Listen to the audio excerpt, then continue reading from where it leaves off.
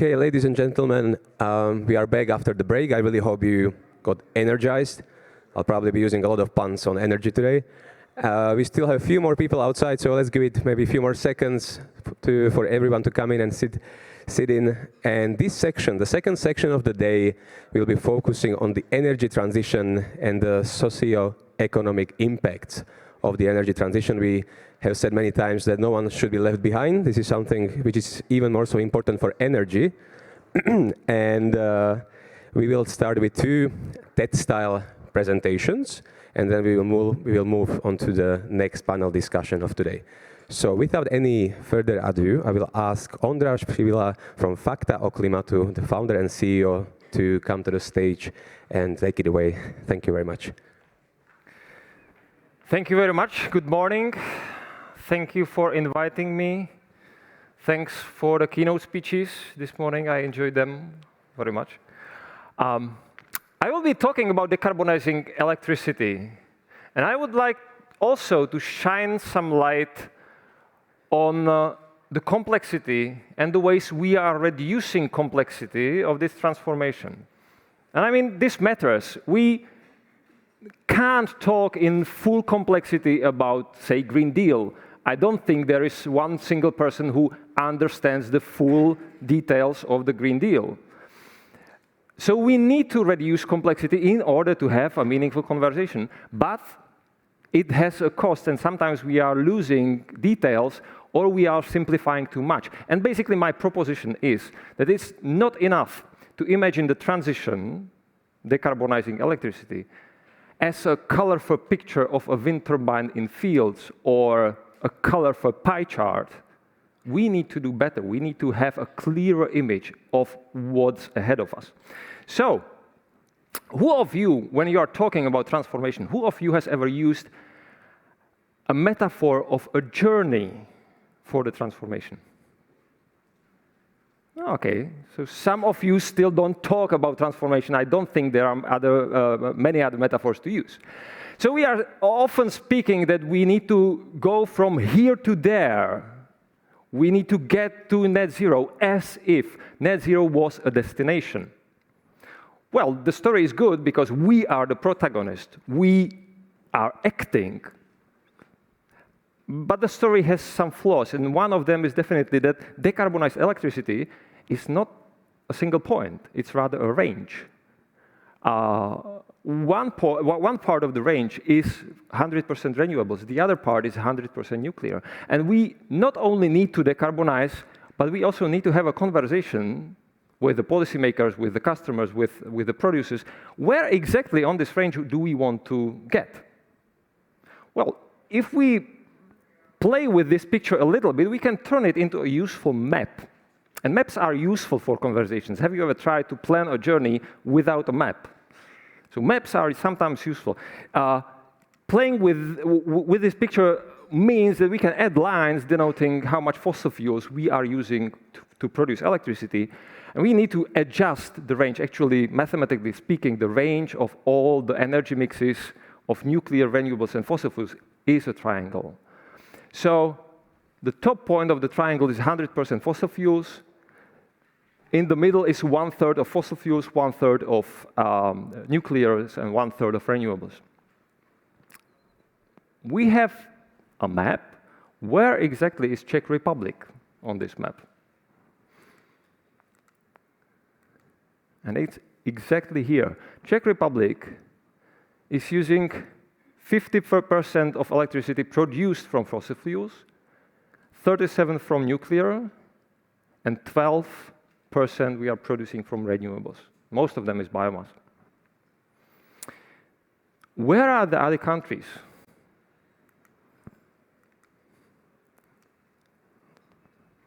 Here. You can see how different are the energy mixes of the European countries. You can see France down here in the nuclear corner. You can see Poland up there in the fossil fuel corner. And you can see Denmark here in renewables, where most of the renewables is wind. So this map not only shows us how different are the starting points of energy transformation of all European countries, it also allows us to have a better or more meaningful conversation. We can basically ask, sir, where do you think Czech Republic can get in next 10 years? Please point a finger. You can point somewhere here and we can have a talk about how does it look there? What does it take for us to get there? Is it viable? What will be the cost?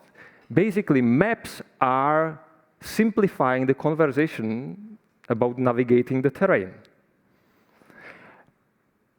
You probably also see that this map is simplifying the reality in at least 3 ways. And we need to be aware of that. First one is that the energy demand will, at least the electricity demand will increase, and we are not seeing this in a picture very clearly. The other is that actually renewables is 4-dimensional corner, being there solar, biomass, hydro, and wind. So this is also a simplification, but a useful one. And there is another simplification, and if you see that, I would love to talk with you after that. I leave it as a riddle or mystery. We can think about that during the time. But there is a strong simplification in this map. Okay, so building on the metaphor of the map, we can talk about navigating the terrain. For instance, we can metaphorically speak that we are coming from Mordor and going to Rivendell or Shire or something like that. And then, you know, pictures and images are important for people somehow, but we also need to understand the reality beyond that. So we are coming from Mordor. We can ask ourselves a question: where do we go next? And probably it's not difficult to realize that going to nuclear corner is not possible within next 10 years because it takes at least 10 years to build a nuclear power station. So the only way we can travel is towards renewables or somewhere along this line. What's ahead of us? What is the terrain there? We can say there are spiders in the nuclear corner, there are hills in the renewables corner. What does it mean? For some people, this is enough, and it's a good visual and a good picture. For us, I think we need to see beyond that. So what do I mean by hills? Actually, I need to start explaining this, seeing the reality of where are we right now, and this is for Czech Republic. So this is how we generate electricity today. The black curve is electricity consumption, nuclear, hydro, wind, and solar. And these are summer days somewhere in the beginning of July.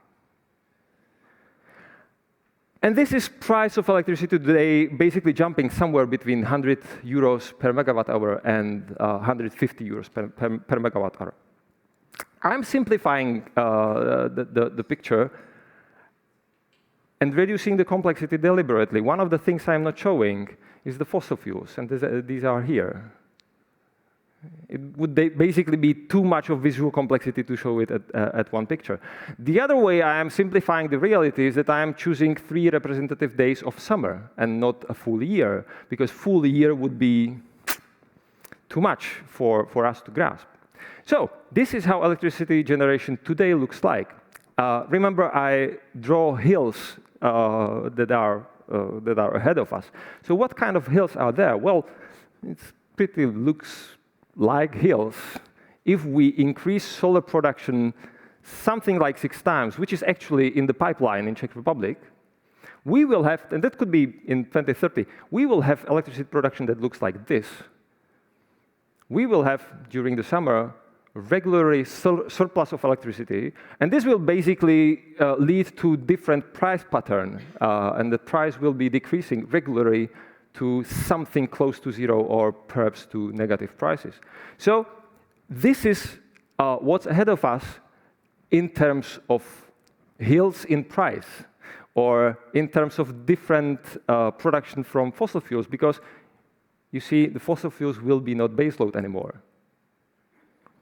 I am simplifying the reality not only because I'm choosing 3 days and choosing the summer and so on, but also the fuller picture we need to actually model. Yeah, these are the surpluses. The fuller picture we need to model would actually look like this.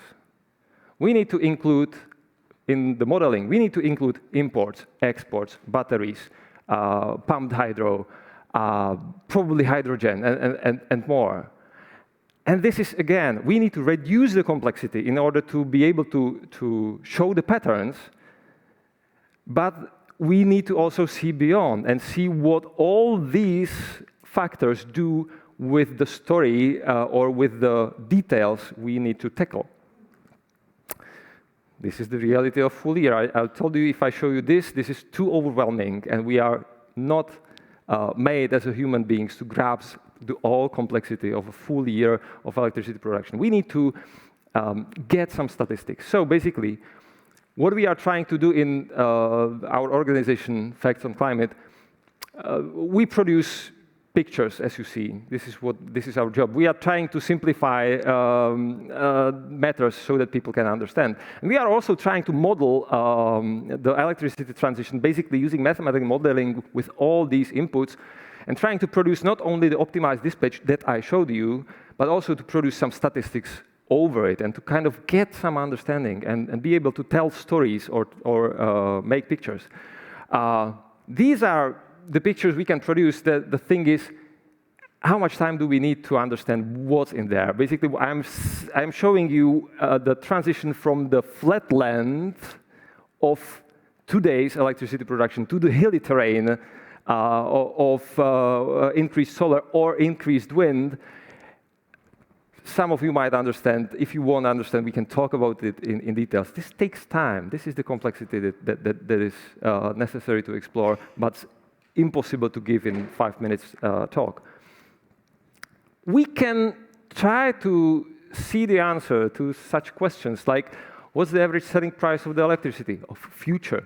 What will be the cheapest way to produce electricity in winter for this country or for the other countries? So we can kind of try to navigate the transition.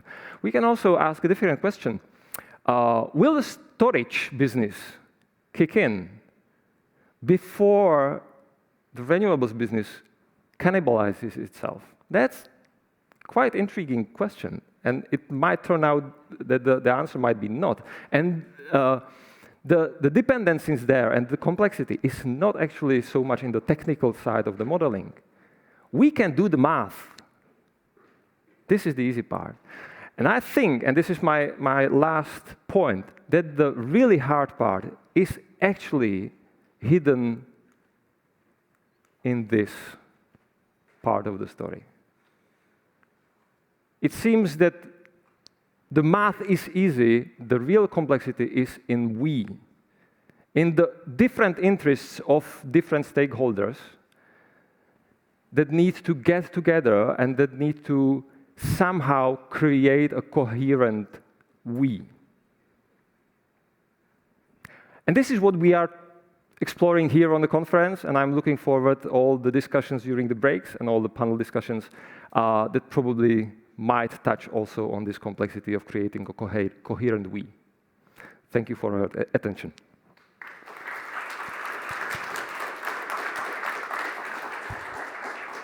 Thank you so much, Ondráš. And I may be biased because I'm one of the organizers of this conference, but I've been enjoying today's speeches and discussions so much. And it's always so amazing to see what you do, Ondráš, but also what your team at Fakta or Klimatu do. You're adding that storytelling element to some of these very complex topics. And I think exactly that is crucial to get more people on board to explain some of these very difficult journeys and to help them navigate some of these very difficult questions. So that's amazing. Also, I'm definitely stealing the mortar metaphor, because if you actually just clicked when I realized that Sauron basically was like a big oil and gas tycoon with all the smog and smoke. So that's amazing. Good. Thank you. And we will now move to the second TED Talk speech by Pawel Czyzak, Senior Analyst from Ember. So Pawel, the floor is yours. Enjoy the presentation. Welcome, everyone. In It Together is the title of a report we just launched on Monday, where we propose a vision of a cleaner and a cheaper power system in the CE region. And I'm very happy to tell you all about it. I have a bit of a difficult task because Ondráš said you shouldn't show too many pictures of wind turbines. I have a lot of pictures here, but well, let's try.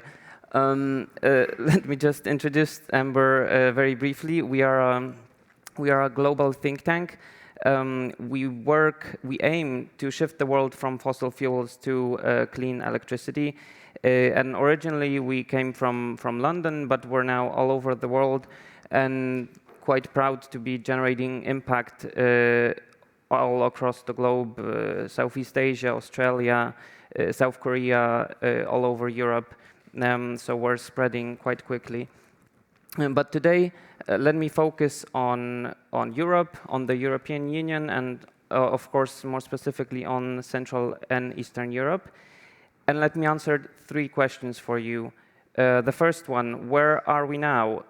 The second one, where could we be in the future? And then how can we get there?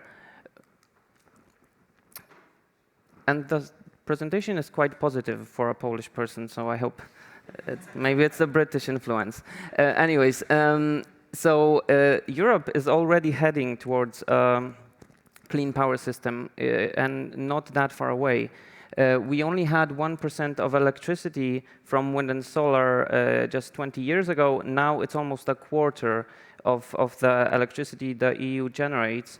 And last year was the first year when wind and solar generated more electricity than gas, having surpassed coal just in 2019. So, of course, last year was not really an ordinary year, and a lot of tragedy happened, a lot of turbulence on the energy markets. But this power supply crunch that we've noticed due to droughts, due to nuclear failures, due to the gas crunch, a lot of that was mitigated by the increase in wind and solar. And to be more specific, there was a 185 terawatt-hour generation gap last year, which is roughly what Poland generates in total. And 5/6 of that gap was covered by wind and solar and the falling electricity demand. So only 1/6 was covered by a small increase in coal generation. And coal generation has, in fact, been falling all over winter. 6 of the 7 months of the winter, we saw drops in coal generation. So that's a positive message, and that was possible because of the increases in wind and solar. And we've heard a bit about those before, especially about the ones in wind. But solar broke a lot of records. 20 countries in Europe noticed solar share records last year. The capacity exceeded 200 gigawatts. And the Netherlands were, quite surprisingly, the leading country in terms of solar share. And that is thanks to very good policies and also 1 million people using energy communities. So you would expect the southern countries to be leading in solar deployment, but actually you can get very good results with good support schemes in the north of Europe as well. With wind, the progress wasn't so quick, and we're constantly not delivering as much wind as we should be, which is what Giles explained very well. This is largely due to permitting issues. But there are a few examples I wanted to share that are interesting, and those are that we've successfully balanced very high renewable systems all across the globe. And that includes days or hours of having 100% renewables in the power mix in countries like the UK, in Greece, in California, in South Australia, I think just yesterday in Spain. And we hit 60% renewables last week in Poland, which the TSO stated for a long time that it's not possible to exceed 50%. So we're now, I think, at 63 peak. So there's clearly momentum and there's clearly very good progress. The outlooks are good as well. This is a forecast from Solar Power Europe, the industry association, and they estimate we will double solar capacity within the next 2 years. We will triple it by 2026, and we will exceed in the European Union 1 terawatt of solar capacity by 2030, which is something I think nobody expected just a few years back. And recognizing these market trends, a lot of governments accelerated their policies, increased their renewables targets, which is, again, something we've talked about before in the previous panels, that you need this high-level view as well and this strategic direction from governments. So I'm very happy that governments like the Estonia one, for example, set a new 100% renewables target in 2030. We've seen new targets from France, Denmark, Greece, Ireland, offshore wind targets from the Netherlands. So a lot of good progress in a year that was supposed to be the sort of victory of fossil fuels, and it actually went the other way around, and we've seen a lot of progress in clean electricity. Which brings me to our region. We have a few very interesting developments happening here as well in terms of especially offshore wind, with energy islands being built in countries like Latvia, Estonia, and Bulgaria and Romania. And that is what I wanted to finish with, which is the vision we've come up with, and we want to explain. What basically we're aiming for is a power system in the CE region that could be more collaborative, that could be cleaner, and that could be cheaper. And that is quite possible, at least according to our modeling.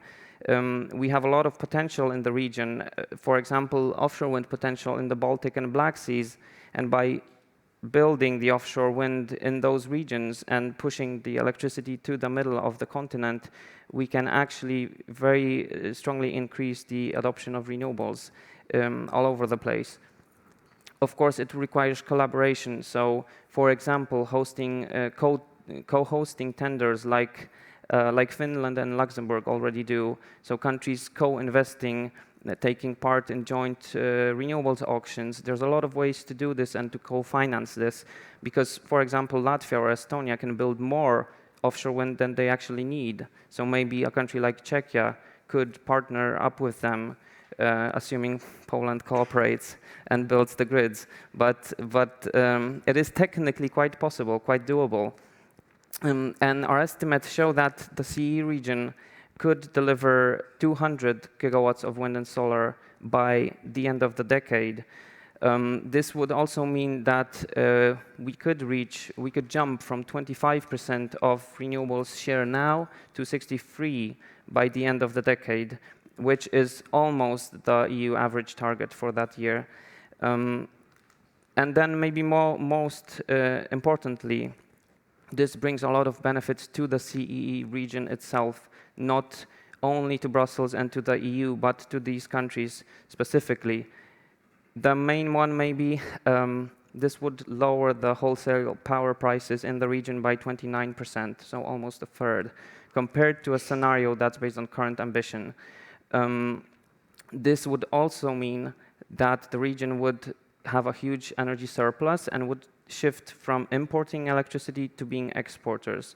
So, of course, you can argue that is more secure, but more importantly, that is more competitive. The prices in this region could be lower than the EU average, which means we could attract new investments, we could bring in new industries. So again, the benefit is for these countries, and I'm not even talking about climate here. These are just economic advantages that we could host. And of course, it also opens the floor to more financing from the EU if we align the targets that are really low in the region at the moment. But if we align them in the EU strategy, we can open up 136 billion euros at least in public funding for these countries here. So let me leave you with these three messages. Europe is already heading towards clean power, and I don't think anything will change this. But the CE region has to actively take part in that and has to avoid being left behind, and that is really important for the overall economy of the region. And that can be done through accelerating wind and solar, but also through collaborating, both within the region, but also with the partners in the wider EU and outside of EU as well. Thank you.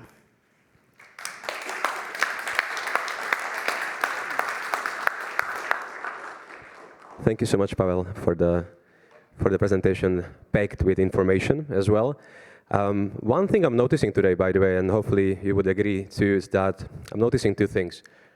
Even the first discussion and the keynotes, there's very strong consensus, and there's very promising future, very forward-looking, and very discussions, and the conclusions of the discussions have very positive outlook. So that's good news. Second thing I'm noticing, the discussions and presentations actually have been very much focused on solutions and practical steps and tangible strategies, how we can get there, how we can get to the net zero future. So this is, considering we're still before lunch, that's good news. And I really hope it will continue like that. There's no pressure for the next panel though. Let's see. And speaking of the next panel, if I can please kindly invite to the stage Kostis, Geropoulos, Director of Energy and Climate Policy at NE Global Media, to moderate the discussion, please. Good. Then we have Jakub Skavron, Chairman of Climate and Sustainability Leaders, Czech Republic. Great. Then we have Arjun, Flora, Director of Europe IEEFA. And then Julian, Popov, Chairman, Board of Directors, Buildings Performance Institute Europe, please. And then, yes, sorry, I left you for the end. Linda's my colleague, so, you know. Linda Zelina, CEO of the International Sustainable Finance Center. So please, Kostis, the floor is yours, and please enjoy the discussion. Thank you. And thank you for making the introductions. You know, as we've been talking about, and Pawel mentioned, Europe is heading towards clean power. There's no discussion about that. But, you know, in this session, we're talking about the impact of energy transition that also has impact on, you know, increasingly on socio-economic impact across different regions. And we have to, if there is a socio-economic impact, we're going to be discussing this today, and see what are the alternatives and how we can be, you know, that nobody is left behind and it's carried out in a way that is socially and economically fair as possible. So, Arjun, I want to start with you. I mean, what are your insights into the energy transition risks? And I mean, what do you think issues are likely to materialize in the next couple of years? Thank you. Hello, everybody, and thank you to the organizers for this event and for inviting me to speak on this panel. Hope you can all hear me. So, I mean, in terms of energy transition risks, so, I mean, I was thinking about this last night, actually. What can I say in a few minutes, which is kind of useful, given that there is so much complexity, as you said, around energy transition, and so much diversity among different countries. And I was reminded, actually, of a saying which I heard from one of my bosses when I used to work in investment banking advisory. And it's taken out of context, but I think it's quite useful here. And that was that possession is 9/10 of the law. And this is just a saying, possession is 9/10 of the law, and it means if you already own something, if you already control a position or a territory, just naturally it's very difficult for anybody, for an outsider, for a new entrant or a disruptor to come and take that away from you. I mean, maybe you have to put a lock on your door, but you don't have to go out and physically push people away. It's much more difficult for them to come to you. And I think that this is very much the situation we have with the energy industry. We have incumbents, very powerful incumbents, the fossil fuel industry, oil, coal, gas, in some cases the nuclear industry and even the biomass forestry industries, which really have huge control over our decision-making, I would say even our systems level, to use a term from the earlier speech, systems level decision-making. which really makes it difficult to make these kinds of changes sometimes that need to be made. And how do they do this? Well, I mean, I think you know this already, really, but we heard the term lobbying once earlier, but it's not just lobbyists. There's also control of the media and very creative advertising, shall we say, and the ability to employ armies of lawyers. So anyway, I just feel like at the start it's useful, and I'm sorry, maybe I've broken the optimistic note here, but I think it's worth making this point and saying it out loud. There are lots of examples of this, which I'll just mention quickly. The EU taxonomy, it's why we have gas and nuclear and, in the taxonomy and biomass. It's why the COP process, some might say, is being slightly hijacked by oil interests. It's why the US doesn't have carbon pricing and why there's been more recently an ESG backlash. So the list goes on. But why am I saying this? And I think ultimately it's because the socio-economic issues that have arisen and are going to continue arising from energy transition, I think how bad they get and how bad that they are allowed to get really comes down to whether or not we can tackle this issue. Because really, I feel like it takes away political focus, which I think is the real issue. I don't think it's capital or innovation or solutions or willpower even. It's just political focus, transparency, which is there's consistent lobbying against transparency, and accountability. I'm not sure how I'm doing for time. I feel like maybe I should just stop there. Yeah, we're going to carry on our discussion. I mean, we're going back and forth. But I was going to ask Julian, I mean, what are the potential negative socioeconomic impacts and how we need to address them when it comes down to having a just energy transition in Central and Eastern Europe? Well, I mean, the short answer to this question is there are no negative socioeconomic impact. There is a negative impact from us talking all the time about negative socioeconomic impact. I mean, the whole narrative about just transition, no one left behind, regions in transition that have to be saved because they will be devastated by the decline of the coal industry, and so on and so on. Energy poverty, for instance. I mean, somebody was asking me earlier, yes, but what about energy poverty? I mean, energy poverty last year jumped from, in some countries, advanced countries, like UK, it jumped from something like 10% to 30 or 40%. Why? Because of Russia, basically, and because of our stupidity of relying on Russia. Nothing to do with the transition. Where the transition stepped in, it had exactly the opposite effect. And if we look at the big picture, macro picture, I mean, 20 years ago, I don't know, Poland relied something like 60% on coal of the overall energy mix. Now it's 40. The unemployment in Poland then was 20%, now it's 5%.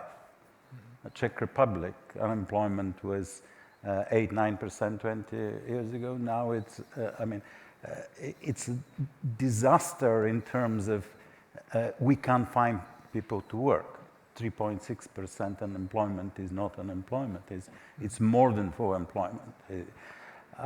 And this is a period where coal and generation fell from, coal share fell from 50 to 30%. The same is the case in Bulgaria. I mean, unemployment was around 15-18% 20 years ago. Now it's 5%, and coal generation falls down. And this is a macro picture. But if we go specifically in the specific cases, I mean, coal regions are some of the most valuable assets for the transition. We just have to recognize it, because they have the land for the solar energy, they have the workers for the solar installation, and all the industries, because there are no miners with buckets and spades nowadays. They're, I mean, in a typical lignite region, 25% of employees are university graduates with university degrees, and the rest are advanced technical positions. So solar energy is very, very eager to take the so-called miners and transfer them to a better job with a better pay. The problem there are the trade unions, because when you transfer a coal miner from a coal mine to a solar energy, the trade union loses a member. So this is the real reason why trade unions oppose it, not because these people are losing their jobs. They're finding better jobs. If we look at, I mean, the main thing about energy transition, if you trust the European Commission phraseology, which we have to be a bit careful with that, is energy efficiency first.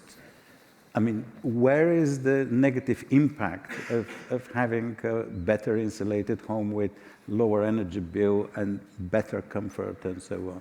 So, I mean, the whole thing about negative social impacts of the transition is total nonsense. And we're building a barricade of terminology, which includes the just transition, the nobody left behind, apologies for people who are in the business of ESG, but ESG is another one, and many, many others, just to stop the technological advance and the social and economic benefits of the transition. That's where the problem is, in my view.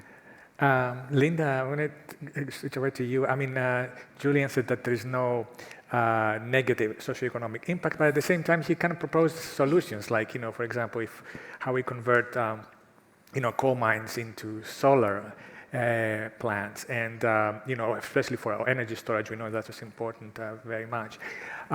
So in terms of, I mean, how can we integrate DS in social issues and in energy-focused financing, and find the funds to make that actually just transition that hopefully will not be bogged down with politics and where social issues are overlooked?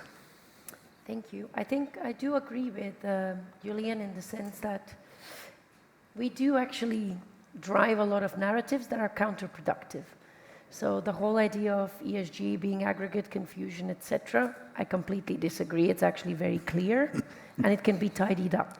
And the same with the just transition. It's not just a transition, it's a transformation. And in the sense that I like that you mentioned that, there's no negative socioeconomic impact. Well, I actually think that how we are currently proceeding with the transition, I genuinely think that there is some negative impact. And the impact can materialize over the next few years. So let's, for example, look at heat pumps. Average cost of a heat pump, depending on the country, is between 20 to 30,000 euro to actually install a heat pump for a single household home. That's a lot of money. And we actually have certain regions where people don't have the savings. We worked on a big project on single household family home insulation. If the scheme that the banks are developing asks for your house to be a collateral, well, most people don't feel very comfortable potentially losing their home. So you actually need to create financial schemes and incentive structures that also allow the lower strata of income to participate in the transformation or transition. And I think that's one of the biggest issues with energy efficiency. We looked at a few countries in Europe, in Central Eastern Europe, where there was initial small pilots in household insulation. Again, which households did do the insulation? Not the lower income households. Those were usually ones that are middle to higher income households that had the financial literacy, that had the access to resources, access to information. And then the final crucial issue here is that majority of people do not have a clue why ESG and energy transition is good for them. This is the weird thing, that most people don't actually understand that, for example, ESG is about better environment, cleaner air, cleaner water, and also social guarantees. So solid work contracts, good employment conditions.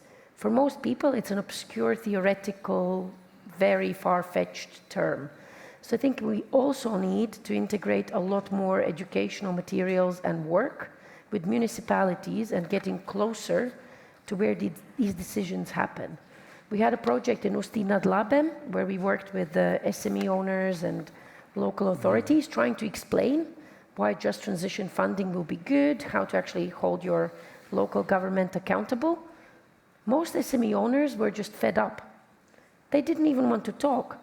They don't even want to know.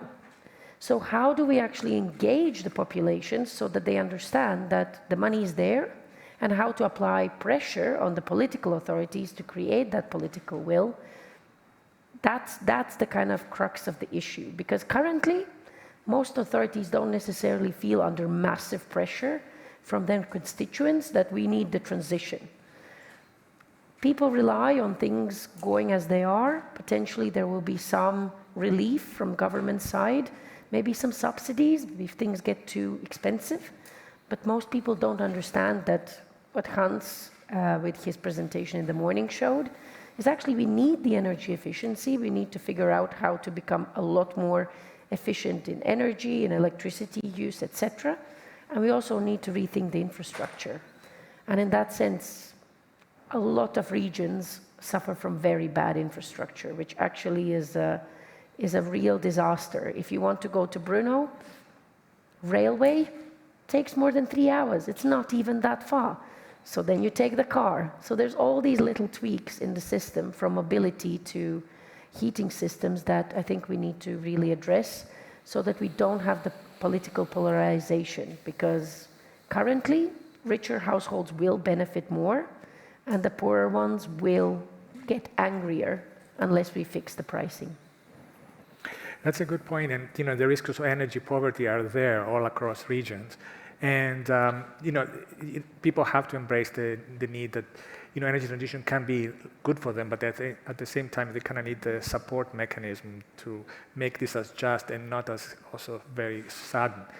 Jakub, I wanted to ask you, what are the potential high-impact solutions for addressing energy poverty that could arise, and what are and addressing also regional socio-economic disparities, and should municipalities be allowed to do more, and if so, what should the focus be on? Yeah. Thanks for that question. Look, there's been so much said so far on this panel and by Ondráš and Pawel. It's probably it would be pity not to react a bit. There was a very important word which Ondráš mentioned, and this is a "we." Maybe I would add to this word a will, which is sort of even the answer to you. Without a will, and will all of us, and maybe, as I keep saying, that every fish smells from the head, we will not move anywhere, right? And there was, from the Pawel, there was a clear vision of the strategy, which when I was first meeting Ondráš, like maybe 18 months ago, I was drawing him on a paper, saying that at the time, I sort of believed in a situation that each country would have own offshore wind farm in Baltic or somewhere, and they would pay the same like we used to pay for the gas transmission fee for dedicated pipeline, which will get the electricity to the demand market. And it's actually what the Pawel was pointing out. And then I could do the reality. And what is the reality of the will, which, if I may say so? In Germany, there are 4 TSOs who are very proactively supporting energy transition, which is one of the narratives which Linda mentioned. And each TSO has indicated up to 2030 a capex plan of 50 billion euro. If you look on a Czech TSO, there's a 250 million euro per annum. If you just use the simple math, we are just sleeping. We are not supporting. And this is the Czech TSO is state-owned, and therefore there's so it has to be clear support from the government, from all politicians to make it happen. And this is very similar to all the other countries in Central Eastern Europe. And what is the narrative? A narrative. The few of things has been said by Linda that at the moment the abbreviation like a ESG, it's sort of the forbidden word, right? If I use the metaphor what Ondráš was using with Mordor, I would say even this is like a Voldemort. That's the name which no one should say in some companies and some political circles, because no one wants that. And now this is the link to the poverty, the bridge to poverty. If you look on any private energy company, they are looking a year ahead, 2 years ahead, what the EBITDA will look like. Why? Because this is a link to KPIs of the management, right? And no one is going to invest. And what Europe did over the last 12, 15 years, and if you look what actually happened, so we benefited from the energy fleet, which has been built before, all amortized or depreciated. The electricity was super cheap. The market model was not incentivizing enough to build the new baseload capacities. And now this is like, it's like you would have a company which would be running the taxis, like you will have 20 cars, and you will not reinvest into your fleet, and then you're hitting the point that you need to buy new cars. And if you own a taxi company, you might buy the used cars. This you cannot do with the energy. And of course, with the new investments, it's becoming the topic of the poverty. And now, probably this is important to say, that electricity will not be cheap anymore, like we used to have in the past.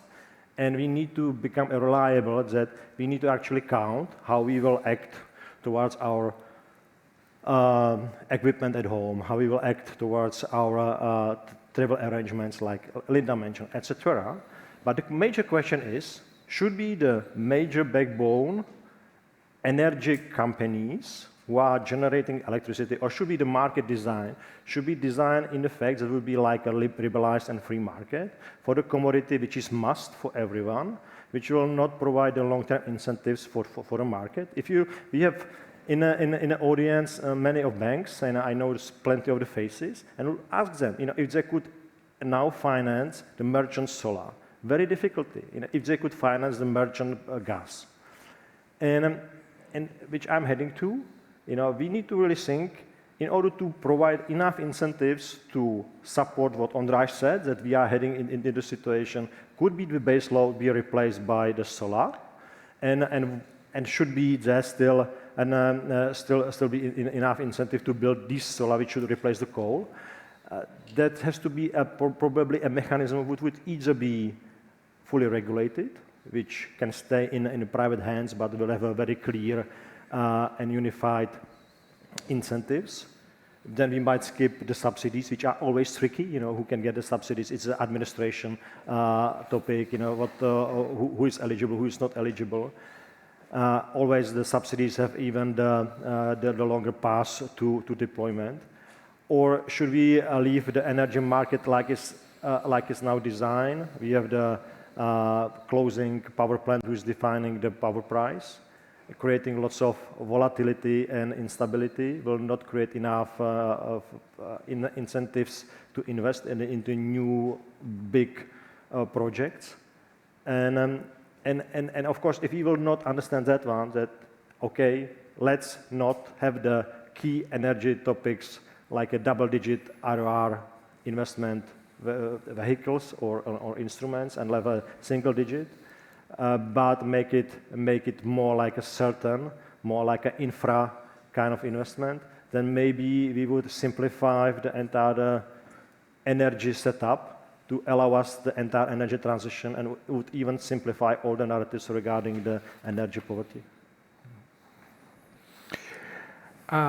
I was actually, afterwards I would like to get your reaction to each other speakers' comments, but just going up to some questions from the audience, and then starting first with Slido. Helena from the Cornelius University of Budapest is asking, How should we resolve the conflict between environmental concerns of battery factories and the need to electrification? I mean, I guess it goes back to some of the concern that was mentioned in the previous panels about also the environmental impact of the energy transition in terms of, you know, the recycling and also, but also like, you know, here, for example, she talks about the production of batteries. I don't know if it's not addressed to anybody in particular, but I don't know if anybody would like to. I don't want to make more extreme statements, but I think that's also one of the things that is kind of exaggerated. I mean, if you go on social media and you will see, oh, what are we going to do with all the batteries? Wind turbines cannot be recycled, and then there is a picture of lots of kind of things on the ground, and they say, what are we going to do? That will devastate our nature and agriculture. What are we going to do? I mean, solar panels are taking our agricultural land. I mean, all that's kind of a nonsense. That comes from our resistance to change. And obviously, the new energy and the new technology is much less harmful to the environment than the old one. I mean, just look at the volume of mining. The volume of mining for an extraction of oil, gas, and coal is hundreds of times more than the extraction volume of ore for, I don't know, lithium and copper and so on and so on. And of course, everything is recyclable to very high level. And this story about how solar panels are taking over our agricultural land is also just silly.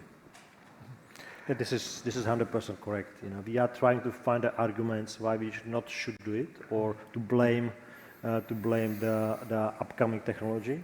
I was part of the energy conference like 4 years ago, which the topic was e-mobility. And I already said the story before. And there was the major energy players from the region, and there was the Skoda Auto. And all the energy players, except the one coming from Germany, said thousands of arguments why e-mobility will not fly because of the logistics and because, you know, it's the technology, da-di-da-di-da, except the one coming from Germany. And the Skoda Auto, they said the vlak is departed from the station. If you will not jump on the train, you will miss that, and you know you can sleep like a beauty here, and you can wake up in 100 years. And you know, now probably all these companies adopted the e-mobility like one of the streams in their strategies and in their portfolio of the value proposition. But we have the new topics which coming on a stream, like we discussing, you know, is the batteries solar or windmills recyclable or not? And no one is looking what is the entire footprint of the entire value chain. You know, take the coal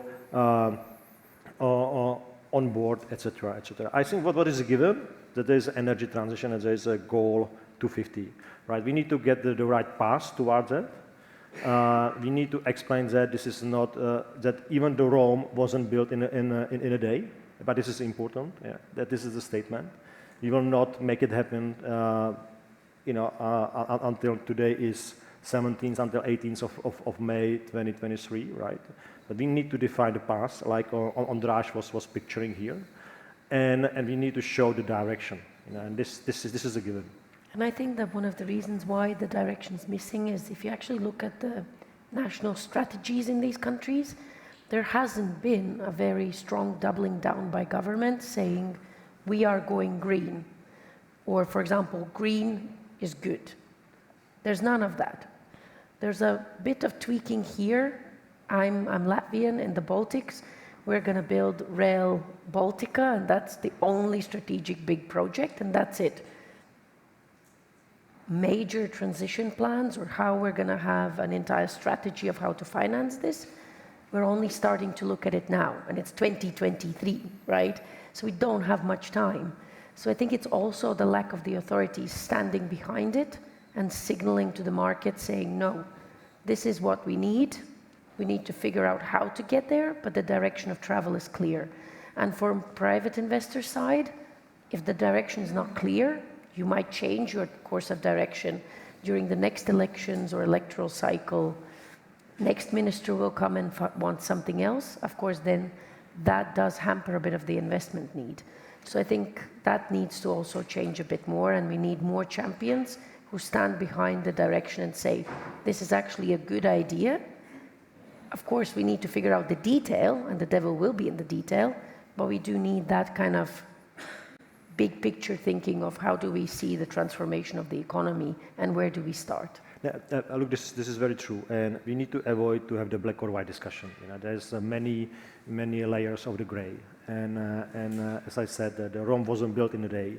The way that we will give up the coal tomorrow is not feasible as well, right? So and we need a coal for or lignite for the base load, and we need the gas as a sort of the bridging technology. The only fact saying that the coal is bad is probably not even the way. I think that we need to look on the reality, and this is a link to what I've already said. Many, just a significant majority of the power plants in the region will be just simply put off the market because of their age. They've been built in 80s. They simply, you cannot ride a car which is 500,000 kilometers already in it. This is the same with the power plants. You cannot. This is not perpetuum mobile. You cannot keep them in a system, for forever. And even the sort of which goes against slightly what I said, is kind of the hand of the market and how the market is being driven. All the coal power plants and lignite power plants will get uneconomical in a very, very foreseeable future. We are looking very intensively on the German market currently, and it seems that all black coal will be out of the market in 18, 24 months. The lignite will be out of the market commercially by end of the decade. And this is just a fact, why we should really stress, even from the regulatory point of view, you need to get out of the coal when the coal will be just by the facts driven out of the market. Could I, Yes, sorry, could I just respond? There's been a lot of points made. Maybe just firstly to bring back a couple of things that, I agree with lots of what was said, but in terms of governments not standing up and leading enough, and also in terms of unbalanced narrative, shall we say. So lots of questions about, renewable supply chains, but there's still not enough being said about the gas supply chain and methane regulations. Earlier on today, there was a gentleman who made a very good pitch for gas as a transition fuel, but didn't mention these issues. In Louisiana, if there's an expansion of LNG exports, what about the communities living there who happen to be higher proportion, of people of color or non-white Hispanic backgrounds, where they are experiencing not just negative economic effects, but negative health effects. We see also the negative health effects in coal regions as well. But this really, I think, comes back to, if I could, the point I was making at the start, which is about the power of the incumbent industries. And so I think whenever we're hearing or reading these kinds of narratives, we should also be mindful of who is publishing this narrative, who is writing this op-ed. Is there an agenda behind it? Not necessarily assuming there's an agenda, but at least we should have that in our minds. Well, where is this coming from? Because of this 9/10 possession that I was talking about earlier. So I just wanted to make that point. Maybe one of the questions here in the audience that was kind of applies to when you mentioned about the gas supply chain. One of the members of the audience is asking on a slide, he says, do the panelists agree that one, in quotation marks, problem is that renewables have is that it is a distributed generation which cut out the political middleman who loves a gas deal? I don't know if there was a comment on that, or I guess he means that what you mentioned earlier about the different groups that. Could you just repeat what the question, the political middleman? He says, do panelists agree that one problem in quotation marks that renewables have is that it is distributed generation, which cuts out the political middleman who loves a gas deal? I would say the short answer partly is yes. I'm shaking heads, but I think yes, decentralized. It's disruptive, right? It's disruptive technology, and we're talking about changing the whole system, the whole energy system. So naturally, there is going to be a loss of market share to the incumbents, and so there's going to be defensive things in play. And one of the risks, you asked about risks earlier, I didn't really answer your question, but one of the risks, I think, is that as the renewable energy industry kind of grows in order to make this move in the market and capture market share, in order to be able to do that, I think there's a risk that we also see very centralized renewables planning. And in doing that, we're kind of missing this opportunity of more decentralized renewables, which really does have potential to help some of these socio-economic issues we're talking about. So I mean, I would say I agree with that. But in principle, the gas industry is very, very, very good in lobbying and legal issues. I mean, it's the top one, then is the oil, and the most primitive is coal in terms of fighting. One of the energy commissioners, previous energy commissioners, once told me, every day I have lots of meetings with trade unions, with NGOs, with companies, with industrial associations, with all sorts of people. And when the day finishes, and I think about these meetings, I realize that 3/4 of the meetings were basically with Gazprom. And the reason is that Gazprom, not now, I mean, Gazprom is fully mobilized by the useless Russian energy defense, but before, when it was trying to be a proper company, it was very, very sophisticated in deploying and employing all sorts of lobbyists, lawyers, I mean, everything, and they were very good at that. And of course, the gas industry everywhere is. But saying that this is a major issue is a little bit conspiratorial. Obviously, any incumbent industry is trying to fight back. And one of the problems of the transition is that it accelerated very much. So in the last 15 years, it turned upside down the whole energy economy. Everything that was cheap, now expensive. Everything that was expensive, now it is cheap. Everything that was centralized, now is becoming decentralized. Things that were decentralized, like your decision whether to turn off or on your light bulb, one of the freedoms that we had, for instance, under communism, is now taken away by much more network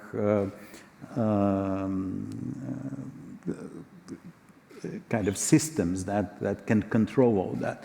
And people who studied economics 20 years ago or 10 years ago, they have to study it again. And they have to unlearn everything that they learn and learn again in order to understand that transformation. And that is a big kind of a barrier for transition, because it's just a different mindset. But when you mention gas, also gas can be a transition. This is a whole debate about gas as transition fuel. That's one of the things. I mean, gas is not a transitional fuel. I mean, it's a fact. It's not a. It's a transitional fuel in Western Balkans. It's transitional fuel in Greece. Otherwise, as a fact, in the last 10 years, coal has not been replaced by gas. It's been replaced by energy efficiency and renewables. I mean, open any statistics and you see it. And in case of balancing the network, I mean, wouldn't you need something like gas or something to balance the network in terms of, you know, the renewables integration into the system? I guess, I mean, that's also something that's been discussed. I mean, I imagine that that's what the audience was saying here, that it's kind of clear, it's not clear what part is like the law being to say that we do need this or not. But I want to turn on to the audience too, if there are any questions. I mean, that was from questions in the internet, but does anybody have any questions from the audience? Yeah. Do you think that it's enough to have these targets as a share of renewable resources? Because as you know, there is also discussion about how it's growing. It's very nice, of course, it's good, but still it is enough to have only this target, because I think for renewable resources you will need change, maybe, of course, decentralization, grid side changes, flexibility, maybe new resources which will help us in the situation where there will be not enough energy from renewable resources. Maybe we need some additional targets which will help us with this, support the government that they will do something to support financial investors to finance these transition too, because energy transition is not only about building of sustainable or these sustainable resources or renewable resources. I mean, you could integrate the targets in many different things. So one of the things, for example, that we've seen in certain countries, people are looking at new construction projects. So if you're building new houses or blocks of flats, you're actually not just building the buildings, you're building an entire prosumer system around a new development. So genuinely, that would be then an energy independent area in the city that produces its own electricity, has heat pumps, has an entire system running independently from the rest of the grid or connected to the rest of the grid. So also rethinking how you do energy in different areas of the country would be very, very beneficial. In terms of target setting, I don't know what my fellow panelists think. Of course, targets are a great tool, but they need to be realistic and they also need to be ambitious enough. I do think they help concentrate people's minds, but they also are always fought over. So I think while we're trying to figure out the targets, I don't think that that should be an excuse not to do something. So for me, I would be very worried that, by the time we reach some sort of good consensus around targets, we still need to already speed up certain investments and certain development of renewables and energy independence. Look, what is important to say, if you have no target and you have no due date, it's like at university, you will not learn to do your exam, right? So you need to have this certain targeting in place. What is important to say, at the moment, as of today, Europe is so unified, to find the common language and common strategy. It's very difficult to have a unified approach. As I said, I'm being in Germany very often these days, and there are many district heating for sale these days, and I can label the Berlin one. And there's a clean target that by 2030 there will be net zero district heating, no natural gas in it. There's another district heatings in Western Germany, which is even in an agglomeration which is the similar size or even sizable than Berlin. They said decarbonization, that get rid of the natural gas, is our prime target. This back to your question, what the municipalities can do or what we will has to happen. So if we will not have a sort of the actions that we want to do it. And in Berlin was a referendum, and a referendum was said, look, we need to have our district heating green. Of course, there's a question who will pay for that, and will be able the customers to pay the bill. This is the sort of the question towards poverty, and this is a very complex and complicated story. But without the will and without the people commitment, we will not move simply, right? So we will be still looking at what my coal power plant next door could earn next year, right? Ondráš, you want to say something? I wanted to ask a question. Yeah, please. Yeah, please. You're allowed to, I guess. You mentioned a common language, and what I'm thinking about is, don't we need some kind of new language, new concepts? And the word prosumer is actually an example of that. to be able to communicate and think together about the new energy system or new economy, do you see some kind of words or notions we need to make, or words that we kind of need to get rid of? I think baseload is the word that is not useful anymore, or will not be useful in 10 years. I would be interested in your ideas about language. Baseload applied to production is irrelevant anymore. For trading is relevant, for production is not, obviously. But go and argue it with the Minister of Energy. He said, baseload production. But there's no such thing. There is baseload in the trading system, but not in the production. I mean, my short answer would be we don't need new language, we need old language. What I think that new language or different language or whatever, I think we need the role models. We need the role models who will stand up, right, and who will tell to the all the citizens, to the population, to all the taxpayers, there is a change, and they will use the new language. But we need the role models. Therefore, and they will adopt, all the argumentation which you are putting on your social media. That what I would like to really stress today. I'm super happy that Fakta or Klimatu doing that work what they do. I'm super happy that Financial Times Climate exists because they are putting in front of us, the facts and data which are changing our narratives and our view on a situation. I think that it's very simple and very, very, very easy to everyone to stay in our comfort zone. But to make a step and move outside the comfort zone is extremely difficult, right? Yeah, I mean, if I could just make one point on regulation.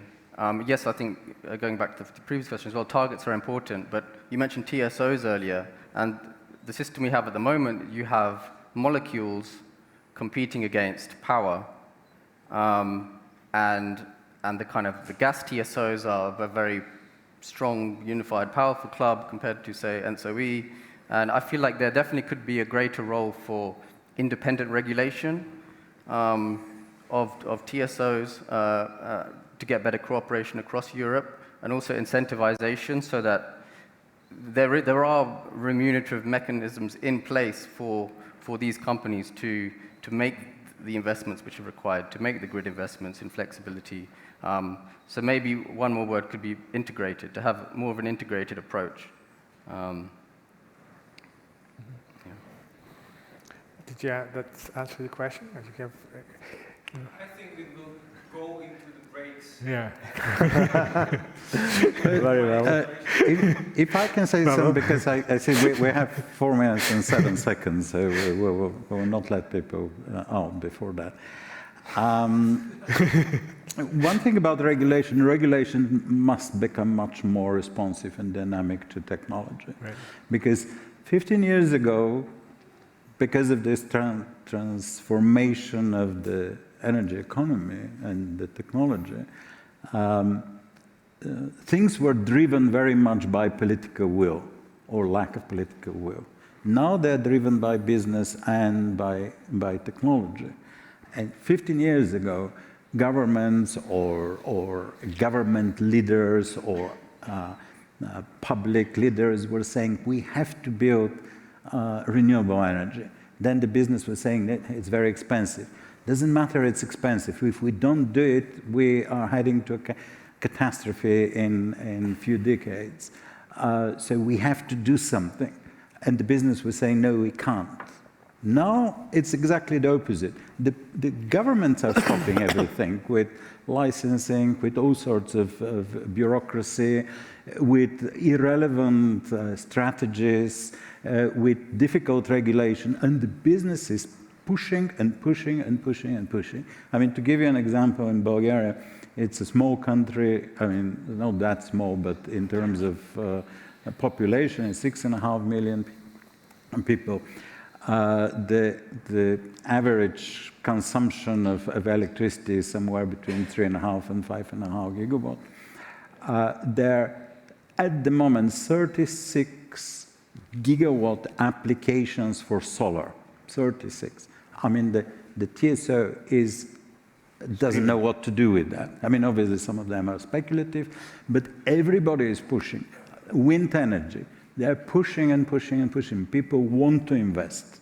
Batteries, there is a little bit more, a bit different, but and that's more or less everywhere. The business and the development and the investors are pushing. Governments and regulations are stopping. I mean, the same thing in a much kind of more dramatic form we're seeing now with AI and ChatGPT. I mean, governments are petrified. Let's stop everything for 6 months because we don't know what to do. Well, where were you 5 years ago when everybody was talking, everybody who knew about that was talking about this and wanting regulations? It's like, machines will never become like people. Well, Linda, you get the final word. I think we have about 1 minute and 20 seconds to go. So you want to comment on what... I mean, I completely agree with the Julian issue that we have a regulatory lag. And yeah, I mean, it's also very interesting when you speak to some governments where people say, well, let the market sort it out. And there's still that belief that the market is very, very efficient and that there's fair pricing, etc. So I think finally, hopefully, we will start understanding that there's no such thing as a free market. We regulate it in one way or another. And it actually is built on our social contract. And I think that social contract needs to change. And we do have two big issues to tackle. One is climate change and biodiversity, natural capital issues, and inequality. We're not particularly amazing at tackling inequality either. So I think the two need to go hand in hand. And for me, it would be important to have much more free conversations about the potential trade-offs. And also maybe admitting that it's not going to be that nobody's getting left behind. Some things get left behind, and that's the reality of it. And then we need to figure out, do we compensate, or what do we do there? But it's not going to be that nobody's going to lose out. Somebody always loses out in transformations. It's just what it is. And as you said, it's an energy transition, it's an energy transformation. So on that note, I want to thank my panelists for this very interesting discussion. I'm sure we're going to, like you said, continue it on our private discussions afterwards. And I look forward to seeing you again. Thank you so much.